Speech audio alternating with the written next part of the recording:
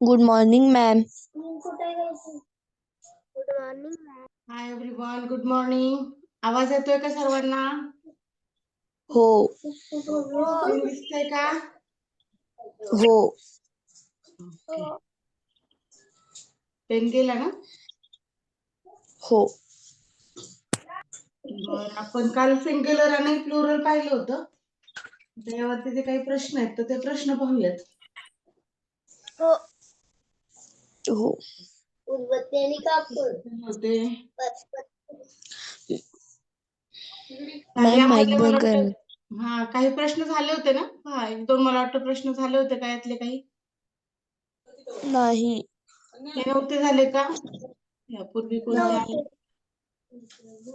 Ma'am mic बंद करा. हो हो, करते, एक मिनिट. मला वाटतं यामधले झाले होते बरोबर. इयत्ता तिसरीच्या बुक मधले झाले होते.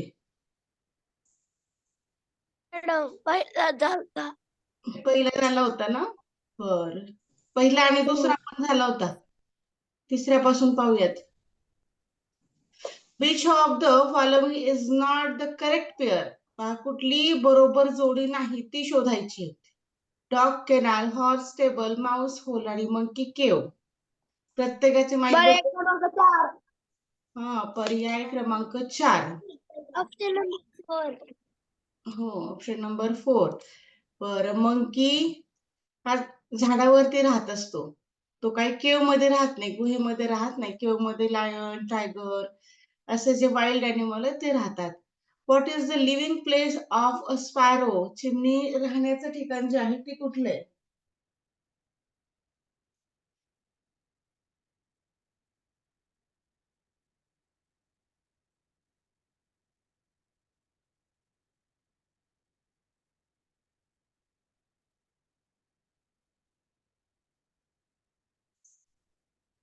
तर आलं सर्वांचं उत्तर?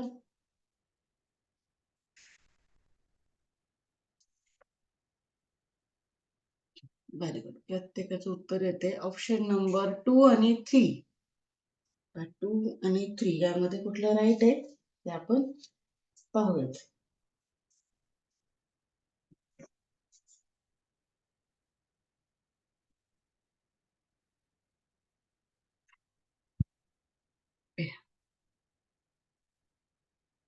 चिमणीचं राहण्याचं ठिकाण हे नेस्ट असतं बा. नेस्ट म्हणजे घरटे. घरट्यामध्ये राहते चिमणी. पुढचा प्रश्न क्रमांक 5. Dash dash is the cry of tiger. टायगरच्या ओरडण्याला काय म्हटलं जातं?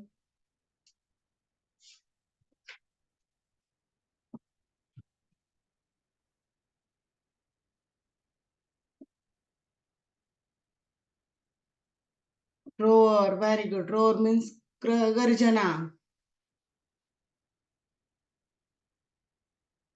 पुढे. What is the young of elephant? हत्तीच्या पिल्लाला काय म्हणतात? आता आपण काल पाहिलं सिंग्युलर आणि प्लुरल, पण आता हे जे आहेत मंथन मधले प्रकरण तर ते 2-3 छोट्या छोट्या टॉपिक वरती असतात. मग त्याच्यामध्ये आता ॲनिमल्स नेम आले, त्याच्यामध्ये साऊंड आलेले, त्यांचे राहण्याचे ठिकाण आहेत, लिव्हिंग प्लेसेस आहेत आणि मग सुरू होतील या सिंग्युलर आणि प्लुरल वरचे शब्द. हत्तीच्या पिल्लाला काय म्हणायचं? कब, किड, काल्फ की लॅम?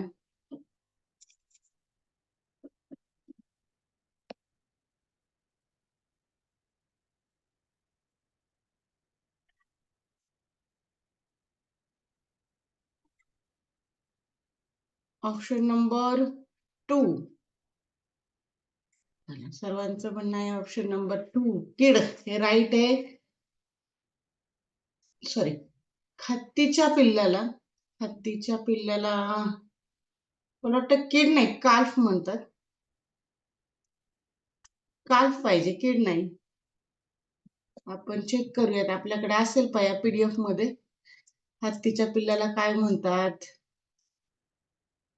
नाही, इथे फक्त सिंग्युलर प्लुरल पासूनच आहे. एकदा तुम्ही animals and their young ones मध्ये चेक करा बरं, किड आहे की काल्फ आहे.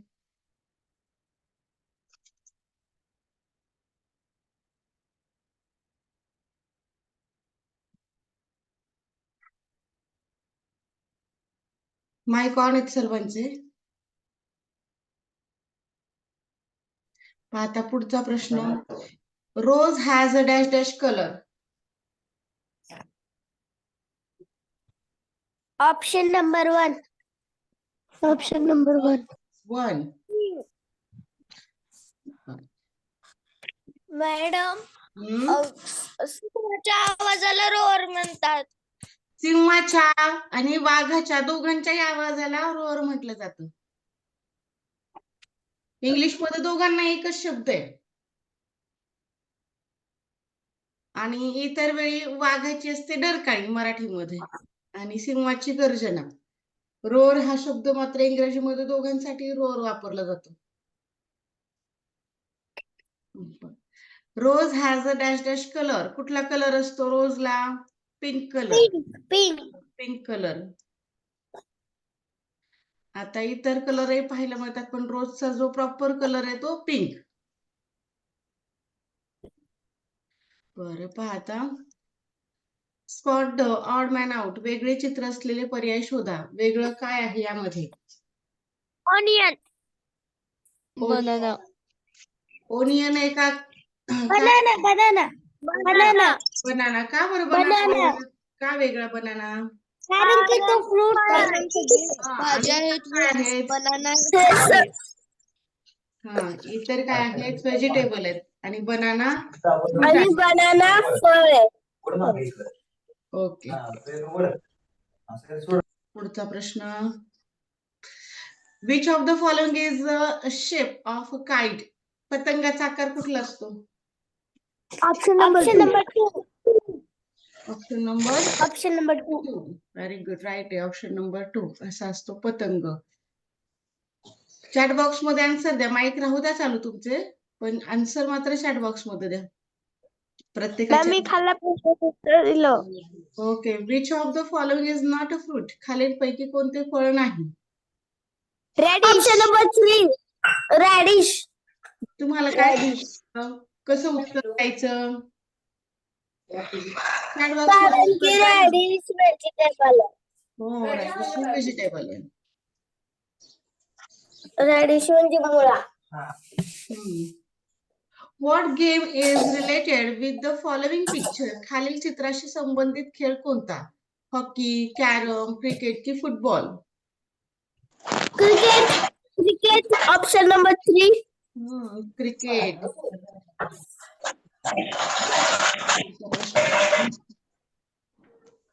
What is the colour of parrot. पोपटाचा रंग कोणता? ब्लॅक, ग्रीन, येलो की blue?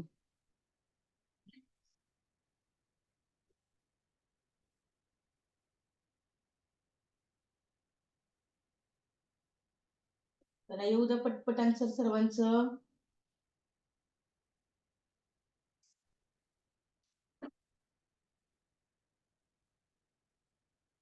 Very good. Green. Right आहे. See the picture, find its name from alternative. खालील पर्यायातून चित्राचे नाव शोधा. कशाचं चित्र आहे? ऑरेंज, ऍपल, गार्लिक की mango?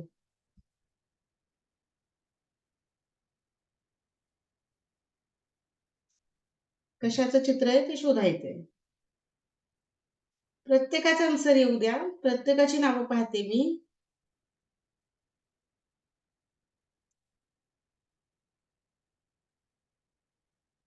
Very good. Mango. Right आहे. Question number 14. Which of the following fruit has sour taste. खालीलपैकी आंबट चव असलेले फळ कोणते? लेमन, मँगो, बनाना की पीच?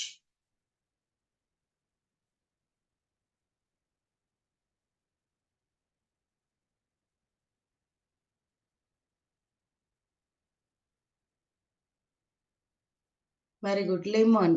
लिंबू हे आंबट चवीचे आहे. आंबट चवीचे फळ आहे. If the plural of dish is dishes, then plural of rose is. तर डिश या शब्दाचं प्लुरल म्हणजे अनेक वचन हे जर डिशेस होत असेल तर रोज या शब्दाचं अनेक वचन काय होईल?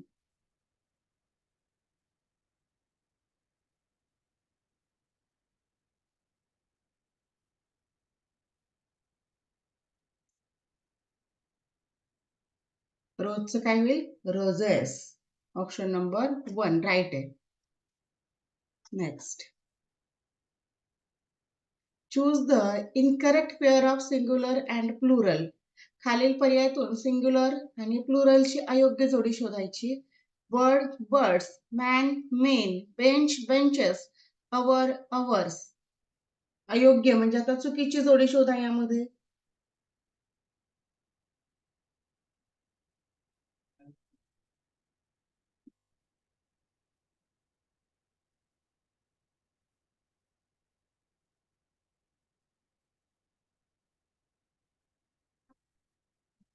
आले सर्वांचं आन्सर? Option number 4 hour. अवरचं काय राहील? अवर्स. असे ES लागत नाही. अवरचं अवर्स. 17 नंबर. What is the plural form of fish? फिशचं प्लुरल काय होईल?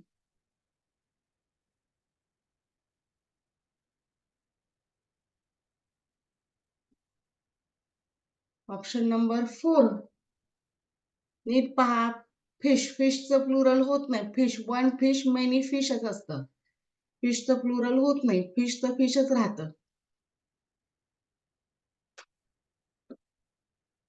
What is the correct singular plural of the following? खालीलपैकी सिंग्युलर आणि प्लुरलची योग्य जोडी शोधा.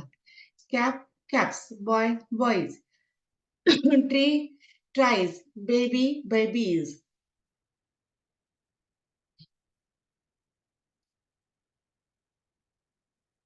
ऑप्शन नंबर 2 राईट आहे फक्त. बॉय, बॉयचं काय होतं? बॉईज. वायच्या पूर्वीचा हा नियम मी तुम्हाला सांगितलेला आहे. वायच्या पूर्वी जर स्वर असेल तर वाय आहे असंच ठेवायचं आणि यस जोडायचा. आणि वायच्या पूर्वी जर व्यंजन असेल तर वायला काढायचं आणि तिथे IES ठेवायचा असतो. मग काय झालं असतं? तो बेबीज झाला असता. बेबीचा असा बेबीज होतो, वाय राहत नाही. हा तुमच्या इयत्तेसाठी हा महत्वाचा नियम आहे. आणि एफ आणि FE वाला यावरती प्रश्न येतात तुम्हाला. What is the plural form of wife? Wife या शब्दाचे अनेक वचन कोणते आहे? वायूज, वाईफ्स, व्ह्यूज की wife?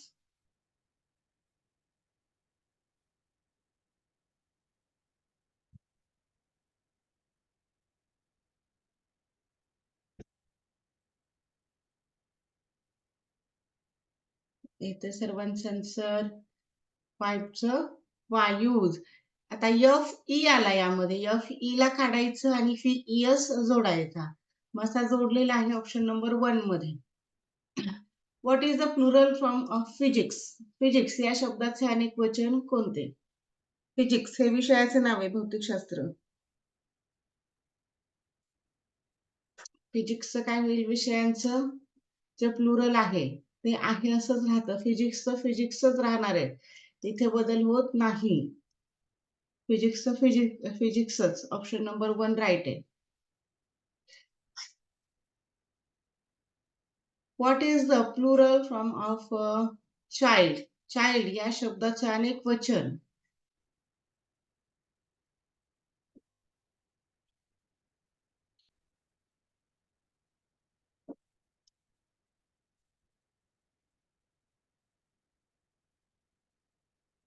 Very good. Option number 3. Child means एक लहान मूल आणि चिल्ड्रन म्हणजे अनेक लहान मुलं. Question number 22. What is the correct pair of singular plural of the following? खालीलपैकी एक वचन अनेक वचनची योग्य जोडी कोणती? बोला विराज. टीचर, हत्तीच्या पिल्लाला काफच म्हणतात. काल्फच म्हणतात ना? हो.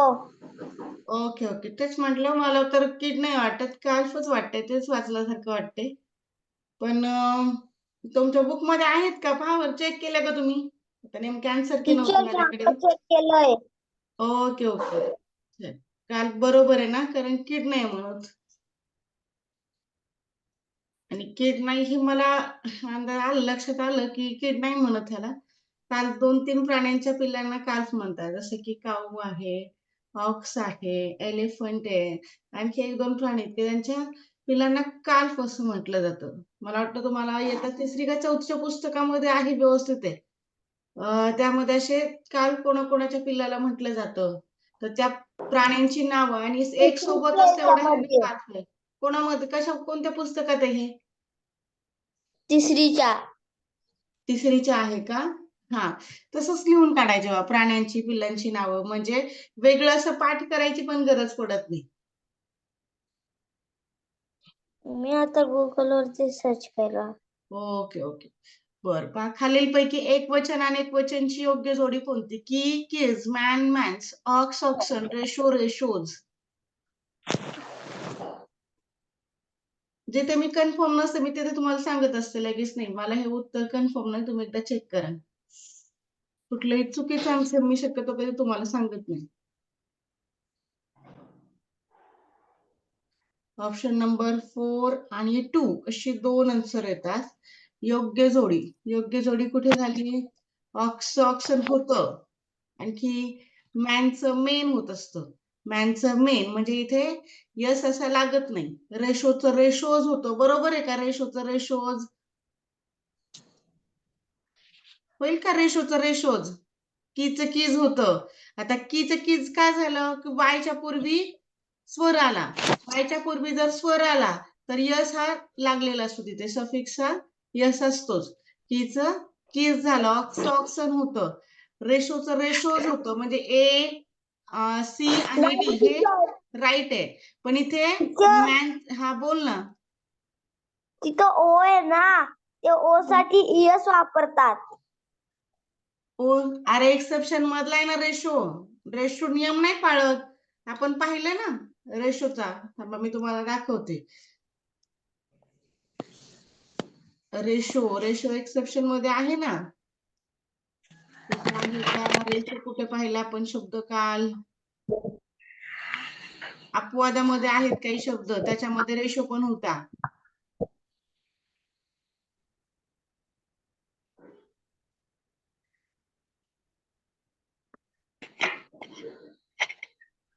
रेशो शब्द कुठे दिसला काल आपल्याला?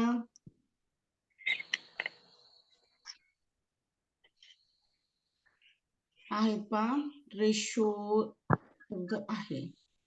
तुम्हाला दिसला की तुम्ही सांगा, मी दाखवते तुम्हाला. रेशोच होतं.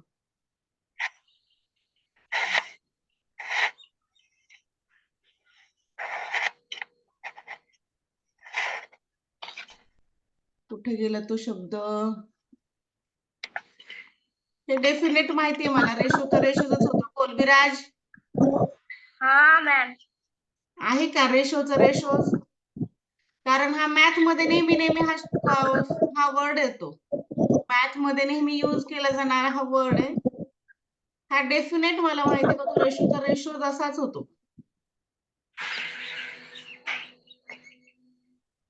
आहे का? चेक करा तुम्ही एकदा, नाहीतर गुगलला सर्च करा, रेशोज होतो का. हो.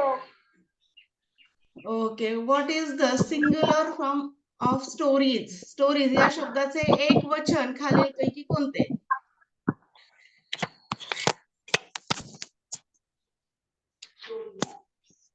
स्टोरी ना.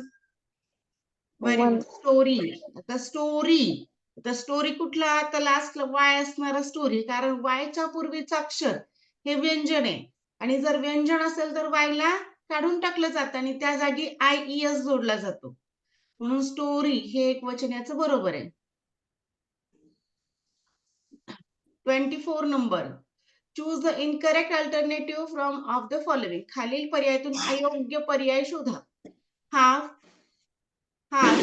Hair, hairs, Mouse, MICE, tooth, teeth.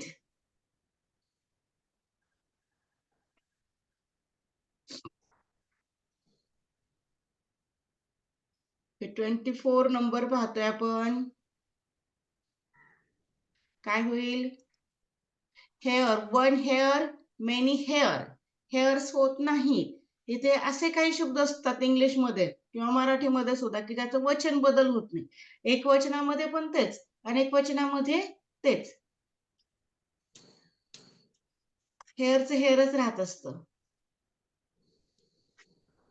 यावरती मला वाटतं आता हे 4थीचे प्रश्न चालू झाले. पहा आता.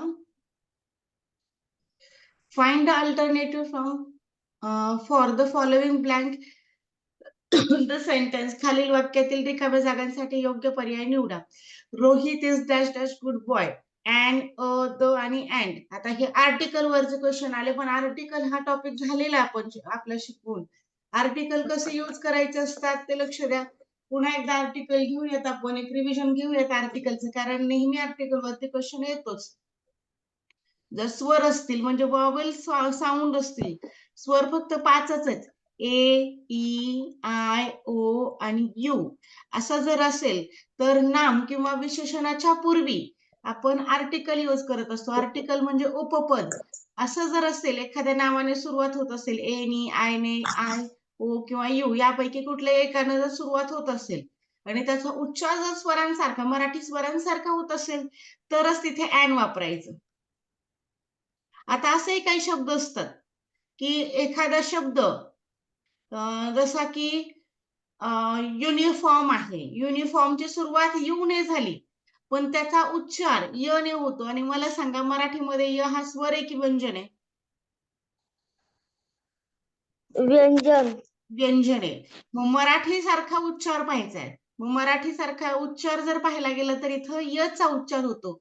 यचा उच्चार जर असेल तर युनिफॉर्मच्या अगोदर ॲन हे उपपद न वापरता तिथे अयुनिफॉर्म म्हटलं जातं. अयुनिफॉर्म वापरलं जातं, वापरलं जातं, किंवा ए म्हणतो आपण याला. आणि जसा की आता शब्द आहे यच पासून, यच ओ यू आर, याचा उच्चार काय करता बरं तुम्ही? हावर. हा नसतो, असतो, अवर. अवर म्हणजे अवर जरी यच असला, यामध्ये जरी सुरुवातीला यच असला तरी उच्चार मात्र अचा झालेला आहे, मराठी अचा झालेला आहे, म्हणून तिथे ॲन अवर असं म्हटलं जातं. ॲन अवर असं म्हटलं जातं. असं हे योग्य झालं. आणि जर व्यंजनाने सुरुवात, आता हे झाले काही उच्चारानुसार हे करायचे, लक्षात ठेवायचे. पण ते व्यंजनाने जर सुरुवात होत असेल, एखाद्या नामाची सुरुवात, व्यंजन कोण आहेत? ही सर्व सोडून सर्वच बाकीची व्यंजन आहेत, सोडून सर्व. मग त्याच्यामध्ये बी आला, सी आला, डी आला, बाकीचे कोण कोण, बाकीचे राहिलेले अक्षर सर्व आले. जे 26 अल्फाबेट्स आहेत, याच्यामधले जर 5 काढले तर किती होतात बरं? 5 कमी केले, स्वर कमी केले, 5 वॉवेल्स आहेत आणि बाकीचे कन्सोनंट साऊंड आहेत. व्यंजन किती झाली मग? 26 आहेत ना अल्फाबेट्स. किती आहेत? 26. हा, मग त्यामधले 5 रिमूव्ह करा. किती झाले? व्यंजन किती आहेत? 21. हा, 21. यामध्ये वाय जर एकटा आला म्हणजे वाय हा अर्धा स्वर आहे. असे काही शब्द असतात जसे की बाय शब्द आहे, याच्यामध्ये एकही अक्षर नाही आलं स्वर, तर म्हणजे त्या स्वराची जागा वाय ने घेतलेली असते, म्हणून या वायला अर्ध स्वर म्हटलं जातं. यम वाय माय असे शब्द, माय, बाय असे काही शब्द असतात की तिथे स्वरांऐवजी तिथे तो वाय वापरलेला असतो, म्हणून त्याला अर्धस्वराचा दर्जा दिला जातो. व्यंजन जर असेल एखाद्या नामाच्या किंवा विशेषणाच्या पूर्वी तर तिथे ए हे उपपद वापरलं जातं. आणि जगातील काही एकमेव वस्तू, वास्तू, ठिकाण असतील तर तिथे द हे आर्टिकल यूज करायचे. हे 3च आर्टिकल असतात, डेफिनेट आणि इनडेफिनेट, ए, एन आणि the.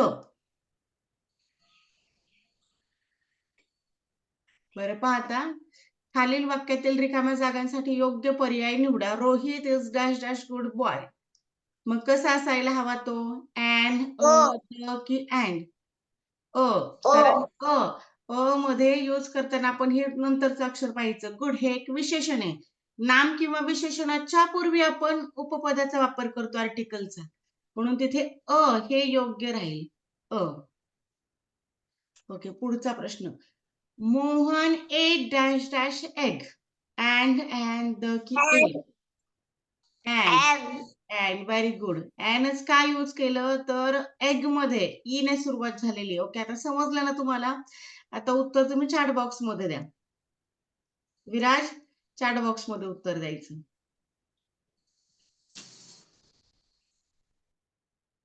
Dash dash sun is a star. The, and आणि अँड.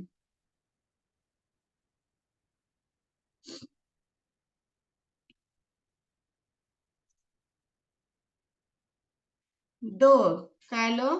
द. द काय आलं तर सन हा एकमेव आहे. एकटाच सन असेल, मून असेल, अर्थ असेल, ताजमहाल असेल, हिमालया, गोदावरी, गंगा अशी जी काही नावं आहेत जी एकमेव आहेत, जी इतर ठिकाणी ते कुठेही दिसणार नाहीत. मग असं जर असेल तर तिथे द हे आर्टिकल यूज केलं जातं. द हे राईट आहे.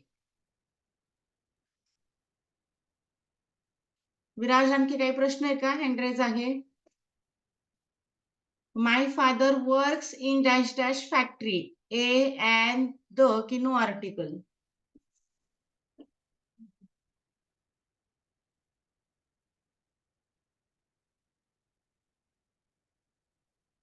चला येऊ द्या प्रत्येकाचा आन्सर.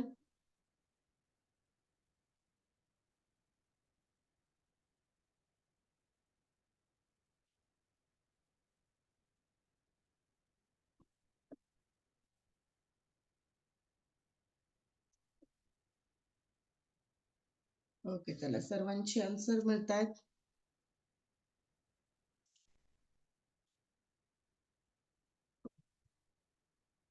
1 नंबर. फॅक्टरी फ चा उच्चार आहे म्हणजे ए हा आर्टिकल योग्य आहे. My brother works in dash dash office. And the, a आणि and.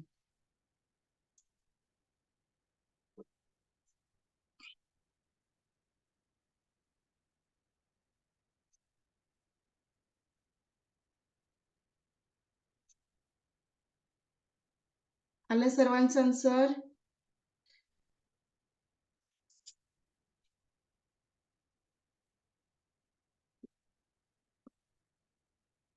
Option number 4 and office right आहे. बोला पृथ्वीराज, काय म्हणणं आहे? माईक ऑन आहे.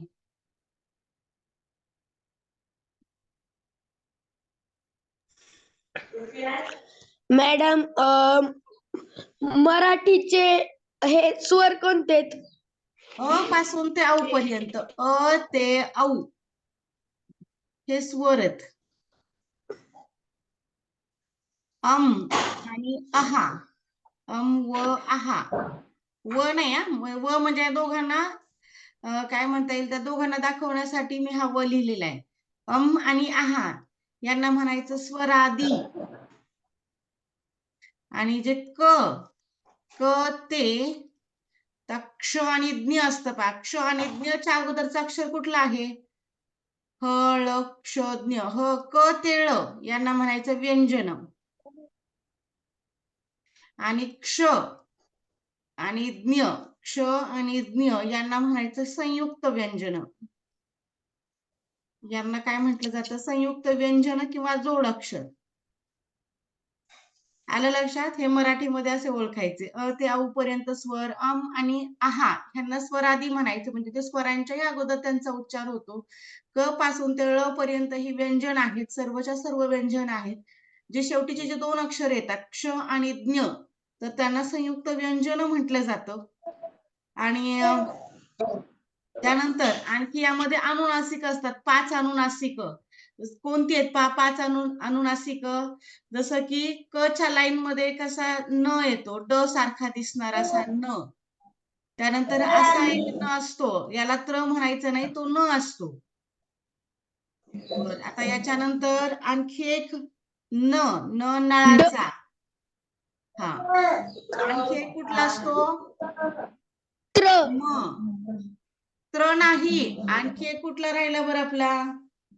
न न बाणाचा राहिला. ही आहेत 5 अनुनासिक. हे खूप महत्वाचं आहे. अनुनासिक 5वी 8वीला तर यावरतीच भरपूर सारं व्याकरण आहे. म्हणजे मराठीमध्ये पण यांचा उपयोग आहे, बुद्धिमत्तेमध्ये पण याचा उपयोग आहे आणि इंग्रजीमध्ये पण याचा उपयोग आहे.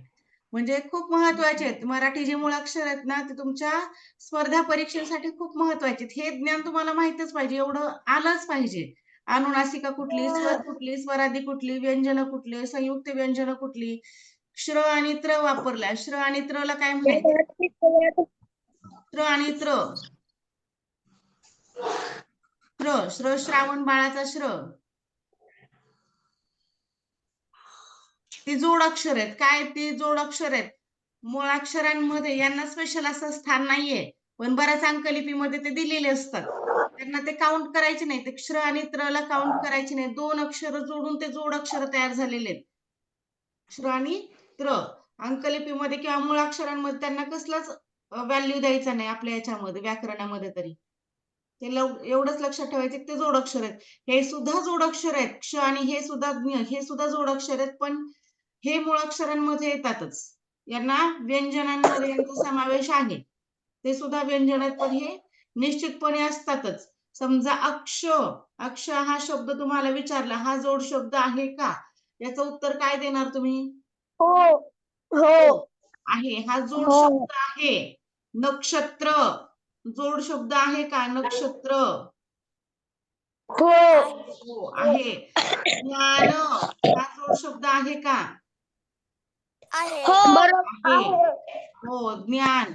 म्हणजे ज्ञ आलं किंवा क्ष आलं की लक्षात ठेवायचं की हे जोड शब्दच आहेत. जोड शब्दांमध्येच घ्यायचं. आणि मॅडम त्र आलं पण ना. हो त्र आल्यावर, श्र आल्यावर. मी म्हंटल तुम्हाला आता श्रवण. श्रवण कसा आहे? जोड शब्द आहे का? आहे. जोड शब्द आहे. मित्र यामध्ये किती जोडाक्षर आहेत? एक कुठलं आहे ते? त्र असा नसतो, हा असाच त्र बर का. मी जो काढलाय ना हाच त्र. याला त्र म्हणायचं नाही. बरेच जण असा त्र काढतात, हा न असतो. याला न म्हणायचं, हा त्र नाही. बर आता पहा, आपला कुठला प्रश्न झाला होता? 6वा आणि 7वा. Find the correct preposition from the alternative. गाळलेल्या जागी योग्य शब्द, योग्य अव्यय पर्यायातून निवडा. 6 नंबरचा प्रश्न. The box is dash dash the table in, into, on आणि ऑफ. ऑन. आता हे प्रिपोजिशन आहे. प्रिपोजिशन म्हणजे शब्द योग्य अव्यय. शब्द योग्य अव्यय कधी वापरतो आपण? दोन शब्दांमधील किंवा 2 वाक्यांमधील जो काही संबंध दाखवतो, तर ते आपण शब्दयोगिनी संबंध दाखवत असतो. शब्दयोगी अव्यय कोणकोणती असतात? जसं की सर्वच आहे तिथे. इन आहे, इंटू आहे, ऑन आहे, ऑफ आहे, on, under, from, near, at, as, from, with, हे असे जे शब्द असतात त्यांना प्रिपोजिशन म्हटलं जातं. प्रिपोजिशनचं काम असतं की दोघांमध्ये काय संबंध आहे तो दाखवायचा. आणि याच्यानंतर एक येतं पहा तुम्हाला कंजंक्शन म्हणून. तर ते दोघांचा काय म्हणता येईल, दोघांना जोडण्याचं काम ते करत असतं.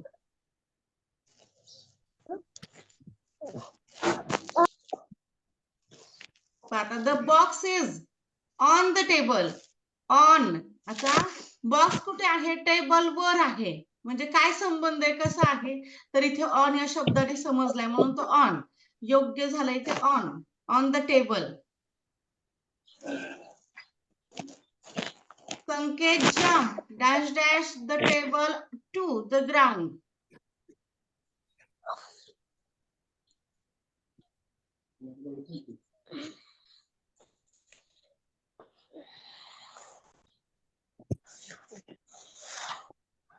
काय असेल? ऑन, अँड, ऑन अशी आली पर्याय तुमची. काय पाहिजे? From. Sanket jump from the table to the ground. संकेतने जम्प घेतली कुठून? Jump from the table to ground. Table वरून थेट ग्राउंड वर. फ्रॉम हे योग्य आहे.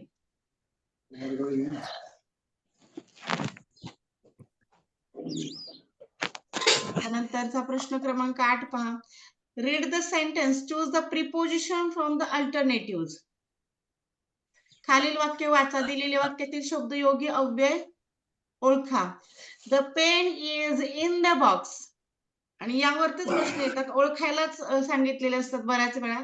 शब्द तुम्हाला वापरायला शक्यतो सांगत नाहीत प्रश्नपत्रिकेमध्ये. फक्त प्रिपोजिशन कुठले ओळखा, कंजंक्शन कुठले आहे ते ओळखा. इंग्लिशमध्ये फक्त या शब्दांच्या 8 जातींचा उपयोग केला जातो. मराठीमध्ये मात्र तुम्हाला शब्दांच्या 4च जाती विचारल्या जातात. नाम, सर्वनाम, विशेषण आणि क्रियापद. In. हम्म. In means in. in. Very good. In. In काय आहे? इन. पेन हे काय झालं? पेन यामध्ये पेन. पेन हे नाऊन आहे. पेन काय आहे? नाऊन आहे. इज हे काय आहे? वर्ब आहे. इज हे वर्ब आहे. आणि बॉक्स काय झालं? बॉक्स काय वर्ब आहे का? बॉक्स नाऊन आहे. आणि इन हे झालं प्रिपोजिशन. Preposition. Preposition. आता पुढे. The chair is under the table. The, under, chair आणि इज. अरे चॅट बॉक्स मध्ये उत्तर द्या ना. तुम्ही दोघे तिघेच उत्तर देता. मी पाहते ना, प्रत्येकाची नावं पाहते.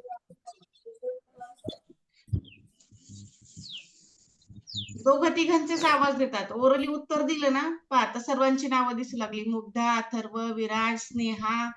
त्याला सर्वांचं आन्सर येते. अंडर. अंडर म्हणजे काय? च्या खाली. Under. हा. The chair is under the table. Chair कुठे? Under the table. च्या खाली. टेबलच्या खाली.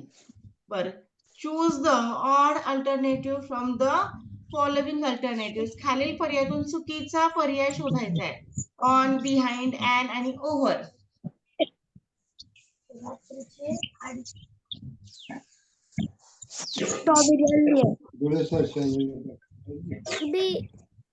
अँड काय आहे? बिहाइंड आहे ना. बिहाइंड म्हणजे च्या मागे. बिहाइंड म्हणजे च्या मागे. ऑन म्हणजे च्यावर. आणि ओव्हर म्हणजे सुद्धा च्यावर होऊ शकतो. अँड हे आर्टिकल आहे. अँड हे प्रिपोजिशन नाही. हे सर्व प्रिपोजिशन ऑन, बिहाइंड आणि ओव्हर. आता ओव्हरच्या दोघांचाही अर्थ लक्ष द्या. आता महत्वाचं इथे. अरे लक्ष द्या. आता लक्ष द्या. दोनही अर्थ, दोघांचाही अर्थ च्यावर होतात. ऑनचा पण च्यावर होतो आणि ओव्हरचा पण च्यावर होतो. आता एखादी वस्तू आपण टेबलवर ठेवली तर ऑन द टेबल म्हणणार. पण आपला समजा ब्रिज आहे. आपल्या डोक्याच्या वरून ब्रिजच्या खालून आपण चाललोय. मग तिथे आपण काय म्हणणार? Over the bridge. आपल्या डोक्यावरती काय आहे? ओव्हर द ब्रिज आहे. पूल जो आहे तो आपल्या डोक्याच्या वर आहे. किंवा फॅन जो आहे, हे जे आहे वरती आहे पण त्याला आपण स्पर्श करू शकत नाही. असं जे आहे तर तिथे ओव्हर यूज करतो. विमान दिसते आपल्याला, एरोप्लेन दिसते आकाशामध्ये फिरताना, तिथे आपण ओव्हर द एरोप्लेन म्हणणार. आलं लक्षामध्ये? वरती आहे पण जिथे आपण स्पर्श करू शकत नाही असं म्हटलं की तिथे ओव्हर. ऑन म्हटलं टेबल वरती काय एखादा फ्लॉवर पॉट आहे, तुम्ही लगेच त्याला उचलून खाली ठेवू शकता, घेऊ शकता. आणखी एखादा घड्याळ आहे, जर तुम्ही भिंतीवरती आहे पण भिंतीवरच्या घड्याळाला आपण हात लावू शकतो, तिथे सुद्धा ऑन वापरता येतो. पण ओव्हर कुठे? जिथे आपण स्पर्श करत नाही अशा शक्यता तिथे ओव्हर यूज केलं जातं. समजलं का तुम्हाला? ओव्हर कधी यूज करायचं आणि ऑन कधी यूज करायचं? बरं, शेवटचा 1 मिनिट राहिलेला आहे. माईक सर्वांचे ऑन आहेत. मला सांगा, इथपर्यंत सर्व प्रश्न समजलेत का? मध्येच लिंक आता थांबणार आहे. चला आता हे प्रश्न उद्याच घेऊयात आपण. आज दिनदर्शिका सुद्धा घेतलं होतं प्रकरण, पण आज काय होणार नाही. शेवटचा 1 मिनिट राहिलाय. उद्या हे उर्वरित प्रकरण घेऊ आणि त्यानंतर दिनदर्शिका.